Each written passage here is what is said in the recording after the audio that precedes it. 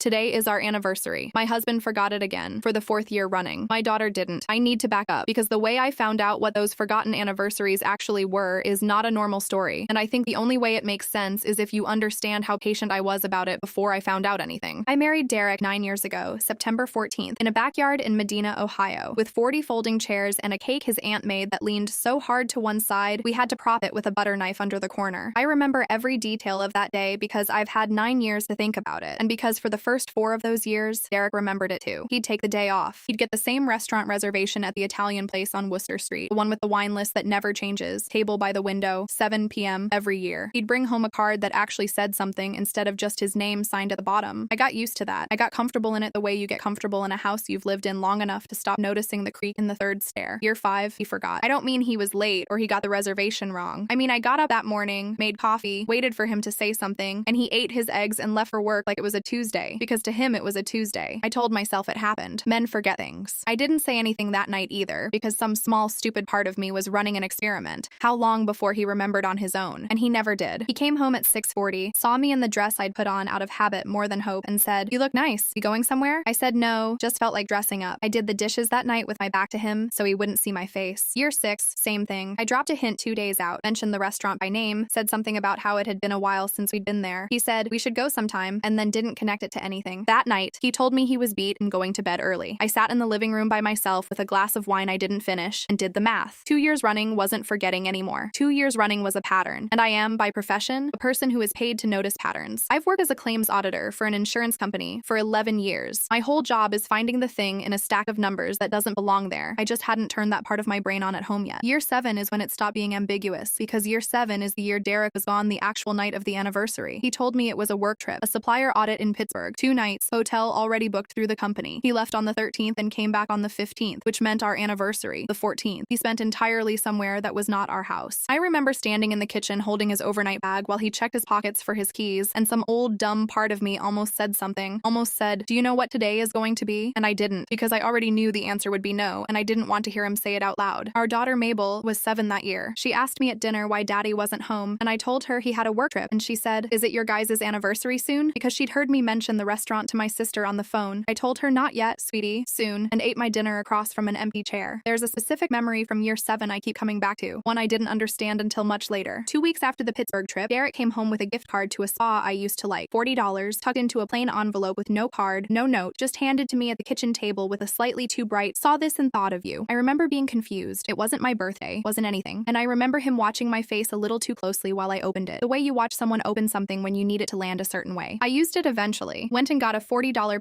Sorry to interrupt. Real quick before the story continues. If this story hit close to home, here's the thing. Most people don't figure this stuff out until years later, after it's already cost them something. I put together the manipulation playbook so you don't have to learn it the hard way. 49 patterns, real examples, and exactly what to do the moment you spot one. It's already helped hundreds of people see clearly what took me years to figure out. Links in the description. Okay, back to what happened. Pedicure on a random Saturday and thanked him again that night, and he seemed relieved in a way that didn't match the size of the gift. I filed that under him being sweet. I understand now that it was guilt, arriving 9 days late and $40 small, the exact shape of a man trying to balance a ledger he hoped I'd never see. That's the part I need you to understand before anything else, that by year 7 I had already trained myself not to bring it up. Same thing I'd later learned Derek was doing with something much bigger. If nobody says it out loud, it's not really happening. I didn't cry about it anymore. I filed it. I told my sister Carol it wasn't a big deal, the exact way people say things when it is the biggest deal in the room. I stopped putting on the dress. I stopped expecting the reservation. What I did not stop doing was checking our joint checking account every single month, out of old habit from when we were younger and broke, and every dollar had somewhere specific to be. That habit is the only reason any of this ever came apart. It started with a receipt I wasn't looking for. Late September, year 8, a full year after the Pittsburgh trip. I was going through our credit card statement to reconcile it against our budget spreadsheet, which I still keep even now that we don't need it the way we used to, because old habits don't leave just because the reason for them does. There was a charge from September 13th the year before for $612 $40 at a place called Cattail Ridge Lodge. I didn't recognize the name. I typed it into Google standing at the kitchen counter with my laptop still warm from being closed all day, and it came up as a cabin rental property on a lake about 90 minutes northeast of us, near a town called Chardon. Derek had told me that year, the year of the Pittsburgh trip, that the hotel was covered by the company. I remembered that specifically because I remembered being annoyed I hadn't gotten to pick it. So why was there a $612 $40 charge on our card, dated the night before our anniversary, for a cabin 90 minutes minutes in the wrong direction from Pittsburgh. I didn't say anything to Derek. I want to be honest about that because it's the part of this that I've had to sit with the longest. I didn't confront him with a receipt. And I opened a new tab and looked at 3 more months of statements instead, going backward, because 11 years of finding the thing that doesn't belong in a stack of numbers had taught me that 1 weird charge is a mistake and 3 weird charges is a system. I found a second one from the September before that, $580 flat, same lodge, and a third from the September before that, $545, same lodge, all of them dated the 13th, all of them one day before our anniversary. Going back 3 straight years to the exact year Derek stopped remembering our anniversary was a thing that happened to us and started remembering it as something else entirely. I sat at that counter for 40 minutes without moving. Mabel was upstairs doing homework. Derek was in the garage. I could hear the compressor running. He was airing up her bike tires for the fall. I remember thinking very clearly and very calmly in a way that scared me a little. I am not going to ask him about this yet. I am going to find out what it actually is first, because if I ask now, all he has to do is delete a text message and tell me I'm imagining things, and I will spend the next 10 years wondering if I made this up. That was the start of what I now think of, privately, as the documentation phase. Though at the time I didn't have a name for it, I just had a growing folder on a flash drive I kept in my gym bag, which is the one place in our house Derek has never once looked in 11 years of marriage. The second thing I found was smaller, and it hurt more, the way small things sometimes do. I was going through Derek's laundry, not snooping, actually doing laundry. It was my week. And in the pocket of a pair of khakis, I found a folded gas station receipt from a marathon station in Chardon, dated a Wednesday. Not an anniversary, not a special date, just a random Wednesday 6 weeks before I found the first credit card charges. 2 coffees, a pack of gum, a single red rose, $6.99, purchased individually from the little cooler they keep by the register. I know because I called that marathon station 2 days later, pretending to be doing a customer satisfaction survey for corporate, and asked the kid who answered if they sold individual roses, and he said, yeah, they keep like a dozen of them in a bucket by the register for people who forgot Valentine's Day. And I said thanks, and hung up, and sat in my car in the parking lot of my own office for 11 minutes before I could make myself go inside. A single rose on a random Wednesday means somebody isn't celebrating an anniversary. It means somebody has an ongoing thing they check in on. I want to walk you through what I did next, because I think it matters. I didn't hire a private investigator. Not yet. That came later. What I did first was open a location sharing app that Derek and I had set up years earlier for the boring, practical reason of tracking Mabel's school bus, back when she was in first grade and the bus was chronically late, and I wanted to know when to walk down to the corner. Derek's location had been part of that same family plan the whole time, mostly used for things like on my way home, and I had genuinely never once looked at it with any suspicion in 8 years. I looked at it now. I set an alert for any time his phone left our zip code for more than 2 hours during a weekday, and then I put my own phone in a drawer and went back to being a normal wife who cooked dinner and helped with fractions homework, and asked Derek how work was, and he said fine, same as always, and had no idea that 3 feet away from him, his own phone was quietly building a case. The first alert came 9 days later, a Tuesday, 11:40 a.m. to 2:15 p.m. Derek's phone left our zip code, traveled northeast, and stopped moving for an hour and 40 minutes at a set of coordinates I already knew before I even looked them up, because by then I'd looked at that map so many times I had it memorized. Cattail Ridge Lodge, on a Tuesday, in the middle of the workday, when he was supposed to be at the distribution center 40 minutes in the opposite direction. That night at dinner, I asked him, casually, the most casual I have ever been about anything in my life, how his day was, and he said normal, busy. The Hendricks account was giving him a headache. I said that sounds stressful, and he said yeah, and asked Mabel about her spelling test, and I sat there and watched him eat pot roast and tell our 8-year-old daughter he was proud of her for getting a 90 40 minutes after he had apparently driven 90 minutes to a lake cabin and back on his lunch break. I overheard the phone call by accident, the way most of the worst discoveries in this whole thing happened by accident, because I've come to believe you can build all the systems you want, and the truth still mostly finds you sideways when you're not looking for it. It was a Saturday. Derek out back trimming the hedge, phone left on the porch railing on speaker because his hands were full of clippers, and I'd stepped outside to bring him a glass of water when I heard a woman's voice come through, mid-sentence, tinny and clear. Just tell her you're doing the storage unit thing again. She never asks about that one. Derek's voice, low, said something I couldn't fully catch except the words, not yet, and figure it out. And then he saw me standing in the doorway with a water glass and ended the call so fast the phone actually slid off the railing into the mulch. He told me it was Ray, something about their dad's old tools in a storage unit, some complicated family thing I didn't need to worry about. I handed him the water and went back inside and stood at the sink for a long time because I hadn't recognized the voice, and because whoever she was, she'd known exactly which excuse of Derek's I never questioned, which meant she'd been coached on the architecture of my own trust in my own husband, or worse, had helped build it with him. I need to tell you about the 2 months in between, because they were not just waiting. There were nights I almost broke. There was one specifically. A Sunday, raining, Derek had taken Mabel to her cousin's birthday party, and I had the house to myself for 3 hours, and I sat on our bed with my laptop open to the flash drive folder, which by then had a name, a stupid clinical name I'd given it so it wouldn't look like anything if he ever found it. Home maintenance records. I sat there with everything laid out. 4 years of September 13th charges, the Rose receipt, the location pings, a screenshot of a forwarded confirmation email I'd found by accident when his laptop stayed logged into his personal Gmail on our shared family desktop. A reservation for 2 at Cattail Ridge under the name D. Callahan. Check-in September 13th. Check-out September 15th this year. 4 weeks out, and I thought about just leaving. Packing a bag, taking Mabel to my sister's, being done with the not knowing. What stopped me wasn't hope that I was wrong. By that point, I already knew I wasn't wrong. What stopped me was that I still didn't have the one thing I needed most, which was who. The confirmation email had a name on the second guest line, buried in a special requests field, where the lodge software apparently dumped whatever the booking guest typed in. Derek had put anniversary trip, quiet room if possible, guest S. Vance. I sat with that initial and that last name for 3 days before I did anything about it, because I wanted to be sure before I let myself think it. And then I remembered where I'd heard the name Vance before. Celine Vance had worked with Derek at the distribution center for 2 years, in accounts receivable, before she'd transferred to their Akron office. I'd met her exactly once at a company holiday party 4 years ago, the same year the pattern started. She'd shaken my hand and told me Derek talked about me all the time, and I remember thinking at the time what a nice thing to say. I called my old college roommate, Priya, who still worked in HR for a company 2 buildings down from Derek's old office and had access to an employee directory database through a shared vendor system. And I asked her, as a favor, to just look up whether a Celine Vance still worked for Derek's company and where. It took her 4 minutes. Celine Vance, Akron branch, accounts receivable, hired the same month Derek and I got married 9 years earlier, transferred to Akron 4 years ago, the exact same month the September 13th charges started. I sat with all of it laid out on my bed that Sunday, and I did not cry, which surprised me. I felt something closer to what I feel at work when I finally find the number that doesn't reconcile after 3 days of looking. A kind of grim, focused clarity, the sense of a floor finally showing up underneath me after a long time of not knowing how far down it was. There was a night, about a week after Priya's call, when I almost gave it all away. Derek came home late, later than usual, 8:50, said the Hendricks account had run him ragged, and instead of eating, he went straight up to shower. I sat at the kitchen table with his phone 6 inches from my hand, charging on the counter where it always charges, and I thought about picking it up. I knew his passcode, Mabel's birthday. He's used it for years. Never occurred to him to change it, which tells you something about how safe he felt. I sat there for what felt like a long time, one hand flat on the table next to the phone, not touching it, and I remember the specific thought that stopped me. If I go through it now, tonight, out of nothing but the need to feel something different than this, I might miss a text, delete something by accident, tip him off before I have everything else in place. Renata hadn't told me that yet. I hadn't even called her yet. But some instinct in me, the same instinct that's caught 6-figure billing errors buried in a 100-page claim, said wait. I got up, put the kettle on instead. And by the time Derek came down in a t-shirt with his hair still wet, I was sitting on the couch with a mug of tea, watching a rerun of a show I don't even like. And he sat down next to me and put his feet up on the coffee table and said, "This is nice." And I said, "Yeah." And neither of us was talking about the same thing. I want to be clear about something because I think it matters for anyone reading this who's in the part of the story I was in for those first 2 months, the part where you know something and can't prove it yet. The hardest single day wasn't the party, and it wasn't finding the bracelet. It was an ordinary Wednesday in the middle of all of it. No discoveries, no new evidence, just a normal day where I packed Mabel's lunch and drove to work and sat through a 2-hour meeting about a claims backlog and came home and made dinner, all while carrying, silently, the specific knowledge of 11 pages of proof sitting on a flash drive in my gym bag. Nobody in that meeting knew. Derek, eating pot roast across the table from me, didn't know I knew. Mabel didn't know anything at all. I remember thinking, very specifically, that this must be some version of what Derek had been doing for 4 years, carrying a whole second life around inside an ordinary day and never letting his face show it. And I hated that the first time I understood him at all was in the middle of building the case that would end things between us. I called Priya back 2 days after her first search because the name alone wasn't enough for me. I needed to know how a person doesn't notice a coworker sliding sideways into an affair for 4 years. And Priya, who'd been through her own divorce and had opinions about exactly this, told me something that's stuck with me since. She said, "You're not going to find one big moment where it started. You're going to find 50 small ones he talked himself out of noticing. And eventually you'll realize he was choosing not to see it the same way you were choosing not to ask." She was right. I went back through 8 years of my own memory that week and found things I'd filed under nothing. A work trip extended by one night, just easier to head out early rather than fight traffic. 4 separate Septembers. A period roughly 4 years long now that I mapped it, where Derek started keeping his phone face down on the counter, something he'd never done before. A year he'd suddenly cared, out of nowhere, about updating our family location sharing app for safety, which I now understood meant he'd checked at some point whether I ever looked at it, and satisfied himself that I never had. The third and worst piece of evidence I found almost by accident, 4 days before the 5th anniversary of the pattern. What would have been our 13th wedding anniversary, though by then I'd stopped thinking of it as ours. I was helping Mabel clean out the garage for a school fundraiser, going through boxes of stuff to donate, and in a shoebox at the bottom of Derek's old college crate, under a stack of concert ticket stubs, there was a small velvet box with a bracelet inside, a thin gold chain with a single charm, a tiny enameled cattail reed, the kind of thing you'd buy at a gift shop in a lake town that makes its money off exactly this kind of purchase. There was a receipt folded underneath it, dated the September before, $340, from a jeweler in Chardon, 3 miles from the lodge. I had never received that bracelet. I had never received anything like it in 5 years. I photographed the receipt, the bracelet, the box, the shoebox, and where it had been sitting, and I put everything back exactly as I found it, down to the angle of the ticket stubs, because I still wasn't ready. I had the what, I had the who. I did not yet have the where and when that would let me be standing in the room when it all came apart, and I had decided, somewhere in those 2 months, that I wasn't going to do this quietly in our kitchen where he could cry and apologize and minimize it down to something small enough to survive. I wanted witnesses. I wanted it to happen somewhere he couldn't control the room. I did break my own rule once, the same week I found the bracelet, though I stopped myself before it went anywhere. Derek and I were loading the dishwasher, an ordinary Thursday, Mabel already upstairs, and he made some offhand comment about how he needed to figure out something nice for our anniversary this year, actually do it right for once, and something in me went so hot and so fast that I had the first sentence of the whole confrontation halfway out of my mouth, nice like a lake cabin, before I physically closed my mouth around it and turned the words into a cough instead. He looked at me funny, asked if I was getting sick, and I said maybe, must be something going around, and went to bed early that night so I wouldn't have to keep sitting across from him pretending the dishwasher was the only thing between us. I called Renata the next morning and told her what almost happened, and she said not unkindly, "That's exactly why you don't do it in the kitchen. In the kitchen he gets to pick who's in the room. You don't want to hand him that." I hired the private investigator the following week, mostly because Renata suggested it, and mostly, if I'm honest, because some part of me still needed one more person outside my own head to look at everything and tell me I wasn't building a case out of thin air and old resentment. His name was a man named Gary Petrosky, a retired county sheriff's deputy who did this kind of work out of a strip mall office with a fake ficus in the corner, and he spent 4 days confirming, with photographs I made myself look at only once, that Derek's car was where the location app said it was, that Celine Vance's car was there at the same time, and that the two of them left together, in the same vehicle, on a Tuesday afternoon that Derek later told me, at dinner that night, he'd spent stuck in a 2-hour meeting about Q3 numbers. Gary's report was 11 pages, time-stamped, notarized, and it went into the second folder along with everything else. And it was the thing that finally made Renata say, over the phone, "Okay, now you have a case a judge doesn't have to take your word for." I called a lawyer, a woman named Renata Ford who a coworker had used for her own divorce 2 years earlier, and I sat in her office with my flash drive and laid out 4 years of dated, itemized, time-stamped proof, and she looked through maybe a third of it before she looked up at me and said, "You built this like you do this for a living." I told her I do, just not usually for things this small. She didn't laugh, but she almost did. She told me 2 things that mattered. First, that in our state, evidence of a spouse spending significant marital funds on an affair, she used the word dissipation, could matter for how assets got divided later, and that the paper trail I'd built was, in her words, unusually clean. Second, that whatever I decided to do about confronting him, I should not file anything or say anything to Derek until our joint accounts were protected, because the day he knew I knew, any money that was easy to move would start moving. That took another 11 days to set up. A separate account, a portion of savings quietly transferred over 2 smaller transactions, instead of one large one, so it wouldn't trip whatever mental alarm Derek might have for our balance. Copies of everything backed up in 3 places, one of them a safety deposit box under my name alone. I did all of this while making his lunch, while asking about his day, while sitting through a Sunday dinner at his parents' house where his mother asked when we were finally going to plan something nice for our anniversary again. "Since you two haven't done anything special in years," and Derek said without missing a beat, "We've just been busy," and reached over and squeezed my hand on the table, and I let him because Renata had told me, "Be normal until you're ready," and I was not ready yet. There was one more night in there I have to mention, because it's the closest I came to doing this the quiet way, the way Derek would have preferred, the way that would have let him control the room after all. Mabel was at a sleepover, the house was empty, and I'd had 1 glass of wine too many while going through the spreadsheet one final time before I sent everything to Renata, and I picked up my phone and typed out a text to Derek, "Just come home, I know. We need to talk." And I got as far as hovering my thumb over send for what felt like a full minute. I thought about what would happen. He'd come home to an empty house except for me, and he'd have all night to build a story, to cry, to apologize in the specific practiced way people apologize when they've clearly rehearsed the shape of getting caught without ever expecting the actual date. He'd have the home court advantage of our own kitchen, our own bed, 9 years of me wanting, on some old animal level, to believe him. I deleted the text instead, closed my laptop, and went to bed alone in a quiet house. And in the morning I called Renata and told her I'd almost sent it, and she said, "Good thing you didn't. Let it happen somewhere he can't just wait you out." I decided where it would happen almost by accident, and once I decided, everything else built itself around it. Derek's 40th birthday was coming up 9 days after our anniversary, and his mother, Carol Callahan, different Carol, not my sister, I know, small world, Ohio's full of them, had been planning a surprise party at their house for 2 months, 30-some people, his whole side of the family, his 2 brothers, a handful of his coworkers from the distribution center, including, I confirmed through a group text his mother had accidentally CC'd me on, Celine Vance, who had been invited because she and Derek had worked together for years, and his mother liked her. I want to be honest that some petty human part of me savored that detail more than any other piece of evidence in the whole case. She was going to be in the room. His mother had done my work for me. I spent the 8 days before that party finishing everything. I printed physical copies of the 4 years of charges, the location data for 6 specific dates, the confirmation email, photographs of the bracelet and receipt, and a timeline I built in a spreadsheet, the same kind of spreadsheet I build at work when I need to show a claims adjuster exactly how a number got from one place to another, cross-referencing every one of Derek's work trips and late nights against the dates in the record. 11 separate incidents over 4 years, going back to the month Celine Vance transferred offices. I put one folder in my bag for myself and gave a second identical folder to Renata in case anything happened to the first, and I told her the date and the location, and she told me calmly, like it was a normal Tuesday, "Just make sure you're not driving yourself home." I told my sister everything 3 days before the party. It was the first time I'd said any of it out loud to another human being, and I remember my voice not shaking at all, which surprised both of us. She cried. I didn't. She asked me how I'd held it together for 2 months without telling anyone, and I told her I honestly didn't know, except that some part of me had needed to be sure before I let it become real to anyone but me. She offered to come to the party. I told her yes, and to bring her husband, Tom, because I wanted people there who loved me specifically, not just people who loved Derek and were prepared to feel awkward on my behalf. The morning of the party, Mabel, who was 8, who knew nothing about any of this and who I had protected from every part of it on purpose, came downstairs while I was getting dressed and handed me a card she'd made at school the week before, construction paper folded in half, a crayon drawing of the 3 of us standing in front of our house, and inside, in handwriting still learning its own shape, it said, "Happy anniversary, Mom. I know it's a few days late, but I remembered. Love, Mabel." She told me she'd seen the date circled on the calendar in the kitchen. I write everything on that calendar, out of the same old habit that had once meant something different, back before it became just a piece of paper I kept marking dates on out of muscle memory. And she'd ask her teacher to help her spell anniversary so she could make me a card because, she said, "Dad forgets, but I didn't want you to think nobody remembers." I had to go back into the bathroom and run the water for 2 minutes before I could come back out. The party was at Carol and Walt's house, a split level in Brunswick with a finished basement they'd strung with balloons that said 40, a folding table of food, a cooler of drinks, and 30-some people standing around in the backyard on a warm evening in late September. Derek walked in genuinely surprised, hand over his mouth, his brothers hugging him, his mother crying a little, the whole scene exactly the kind of thing his family does well. I stood near the back with Mabel's hand in mine and watched Celine Vance arrive 20 minutes later in a blue dress, carrying a wrapped gift, greeting Carol with a hug like she'd been coming to these things for years, which, I was starting to understand, she basically had. I waited until the cake, an actual cake this time, not a leaning one, professionally done, 40 in gold script, until after everyone had sung, until Derek had made a small, embarrassed speech thanking everyone for coming, thanking his mother for planning it, thanking, and I remember this specifically because it was the last normal sentence I ever heard him say in that house, my incredible wife, for putting up with me for 9 years. People laughed. I did not. I walked to the folding table where the gifts were stacked, and I set my folder down on top of them, unopened, and I said, loud enough for the yard to go quiet the way a yard does when someone's voice doesn't match the moment. Before everyone eats cake, I want to give Derek his anniversary present. It's a week and a half late because he was a week and a half late remembering our anniversary. Again, same as the last 4 years. Derek's face did the thing I'd pictured 100 times and still wasn't prepared for. A laugh that started before his eyes caught up, like he thought this was a joke he hadn't heard the setup of yet. "What are you talking about?" I opened the folder and started reading, not yelling, just reading, the way I read a claims report out loud in a meeting, flat and specific, because Renata had told me the calmer I was, the harder it would be for him to make me look unstable, and because 4 years of practice not raising my voice about this had, apparently, prepared me for exactly this moment. September 13th, 4 years ago, $612, Cattail Ridge Lodge. September 13th, 3 years ago, $580, same lodge. 2 years ago, $545. Last year, a Tuesday in July, 11:40 a.m. to 2:15 p.m., same lodge, 90 minutes from your job during work hours. A $340 bracelet from a jeweler 3 miles from that lodge, which I've never once worn because I've never once received it. A guest reservation under the name S. Vance. I looked up. Celine had gone the color of the paper plates on the table. Derek's mouth was open and nothing was coming out of it. The denial came first, exactly the way Renata said it would. "This is insane.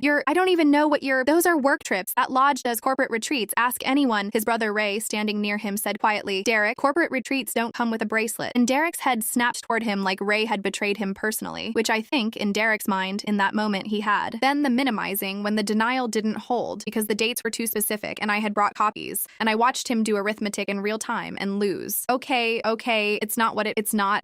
Nothing happened at the lodge. We just talked. It's not like, and Celine, to her credit, or maybe just her panic, said quiet but not quiet enough, "Derek, don't," which told everyone in that backyard everything they needed to know in 3 words. Then the blame shift, which came fast and ugly and aimed exactly where I'd expected it to land, at me. "You want to talk about who forgot things in this marriage? You've been checked out for years.